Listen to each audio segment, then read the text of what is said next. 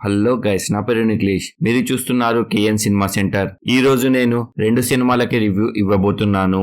First the bye kill world movie review. ఇది prime లో stream అవుతుంది. Movie run time 1 hour 50 minutes. End credits తీసేస్తే 1 hour 40 minutes. తెలుగులో కూడా అవైలబుల్ ఉంది.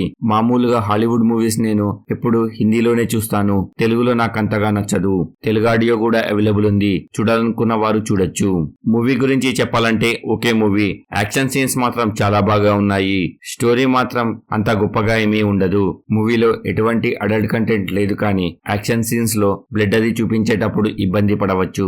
మూవీ స్టోరీ ఏమిటంటే, తన చెల్లెలిని ఇంకా వాళ్ళ అమ్మని చంపినందుకు చిన్నప్పటి నుంచే మార్షల్ ఆర్ట్స్ నేర్చుకుని ఎలాగైనా వాళ్ళని చంపాలని ప్రాక్టీస్ చేస్తూ ఉంటాడు. చివరికి చంపగలిగాడా లేదా, ఆ క్రమంలో అతనికి ఎటువంటి నిజాలు బయటపడ్డాయి అన్నది మూవీలోనే చూడాలి. మైనస్ పాయింట్స్: యాక్షన్స్ లవర్స్ కి మాత్రమే నచ్చుతుంది. స్టోరీ అంతా గొప్పగా ఏమీ లేదు. ప్లస్ పాయింట్స్: హీరో యాక్షన్ మాత్రం చాలా బాగా ఉంది. మూవీలో లాస్ట్ ఫైట్ సీన్ మాత్రం చాలా బాగా ఉంది. చివరిగా నా conclusion: no adult content, no bad language. ఈ మూవీకి నేను ఇచ్చే రేటింగ్ 2.5/5. ఇది నా ఒపీనియన్ మాత్రమే. Second, Furiosa a Mad Max saga movie review. ఈ మూవీ జియో సినిమా ఇంకా ప్రైమ్ లో స్ట్రీమ్ అవుతుంది.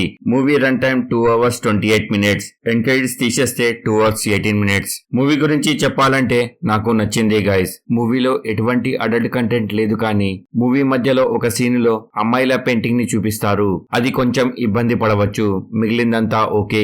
మూవీ స్టోరీ ఏమిటంటే, ప్రపంచం మొత్తం కాలుష్యం పెరిగిపోయేసరికి భూమిలో వాటర్ పర్సెంటేజ్ అనేది తగ్గిపోతుంది. తర్వాత మనుషుల జీవితం చాలా భయంకరంగా మారుతుంది. ఫురియోసా అనే ఒక అమ్మాయి తన ఫ్యామిలీతో అనుకోకుండా విడిపోతుంది. తర్వాత కలిసిందా లేదా, మధ్యలో తనకి ఎటువంటి ప్రాబ్లమ్స్ వచ్చాయన్నది మూవీలోనే చూడాలి.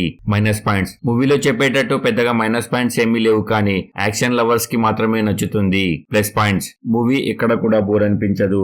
యాక్షన్ సీన్స్ మాత్రం చాలా బాగా ఉన్నాయి. మూవీలో గ్రాఫిక్స్ సీన్స్ చాలా బాగా ఉన్నాయి. చివరిగా నా కంక్లూజన్: మూవీలో ఎటువంటి అడల్ట్ కంటెంట్ కానీ బ్యాడ్ లాంగ్వేజ్ కానీ లేదు. ఒక పెయింటింగ్ సీన్ ఒకటి తీసేస్తే ఫ్యామిలీతో హాయిగా చూడొచ్చు. ఈ మూవీకి నేనిచ్చే రేటింగ్ 3.5/5. ఇది నా ఒపీనియన్ మాత్రమే. నేను ఇచ్చిన రివ్యూస్ గనుక నచ్చితే లైక్ చేసి షేర్ చేయండి. ఎలా ఉందో ఒక కామెంట్ చేసి చెప్పండి. కొత్త వాళ్ళు ఎవరైనా వచ్చుంటే సబ్స్క్రైబ్ చేయండి. కింద డిస్క్రిప్షన్ లో మన ఫేస్బుక్, ఇన్స్టాగ్రామ్ లింక్స్ ఉన్నాయి. ఫాలో అవ్వాలనుకున్న వారు అవ్వచ్చు. Thank you for watching. జై హింద్, జై భారత్.